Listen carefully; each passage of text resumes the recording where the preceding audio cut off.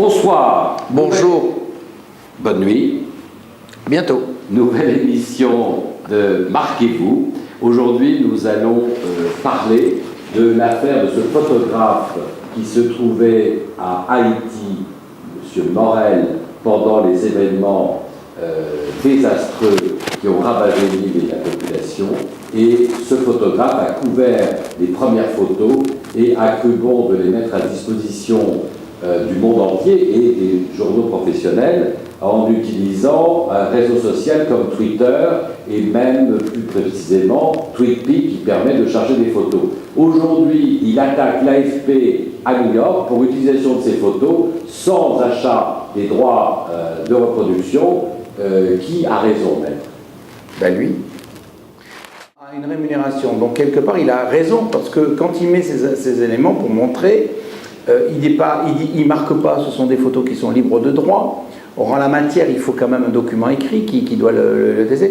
Il met cette information pour une cible qui est déterminée, c'est les gens de chez Twitter. Donc, dans tous les cas, sa photo. Mais une agence de presse comme l'AFP, des professionnels qui tous les jours achètent plein de photos, comment peuvent-ils faire une erreur aussi grossière? Ben là, il n'y avait pas de droit, la personne ne s'était pas identifiée. Il y a vraiment une opportunité, le business entre guillemets de l'image est plus important et il faut à ce moment-là que la news passe avec cette photo. Donc moi je pense que la société de presse. Une bonne transaction, une bonne négociation. Aux États-Unis avec les agents aussi, ça se fait très très bien. Ça se réglera. Il semblerait, est-ce qu'il est possible, si dans les règles, les conditions d'utilisation de Twitter, il est marqué expressément que les photos uploadées ne sont pas couvertes par un droit d'auteur, est-ce que ça a force de loi? Non mais Bertrand, il faut savoir que nous sommes dans un droit qui est formalisé. Le droit de la propriété intellectuelle, c'est un droit, on ne cède des droits que lorsque on a signé un document. Et ces cessions, elles doivent être explicites. C'est droit par droit, droit de reproduction, droit de représentation, droit de diffusion, droit d'adapter, de modifier, de produire, de faire reproduire. Donc il y a ici toute une cascade de demandes d'autorisation, elles sont écrites. Aux États-Unis, on est dans un autre domaine, on est sur la loi des contrats. Et donc, à partir du moment où on est sur des contrats, de toute façon, les droits d'auteur aux États-Unis, c'est le copyright avec un dépôt qui a été fait. Et à partir de là, le droit est généré. Donc, on n'est pas sur le même environnement. Et on peut, par le contrat, exclure toute une série de choses.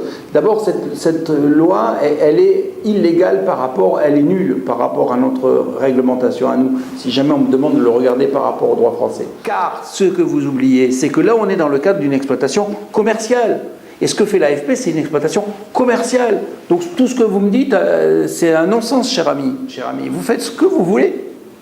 Mais à partir du moment où vous n'avez rien dit, alors la règle est très simple, vous ne pouvez pas utiliser ce genre d'image. Ce qu'il faut dire à ceux qui nous entendent, qui nous écoutent, qui nous regardent, c'est que les images, même quand elles sont marquées libres de droit, elles sont toujours libres de droit, mais il faut aller plus loin. Libre de droit, il n'y a pas une exploitation commerciale derrière qui est autorisée. Là, on est plutôt dans le domaine de l'affichage, on n'est pas dans le domaine de la réutilisation. Enfin, je veux dire, voyons-le comme ça.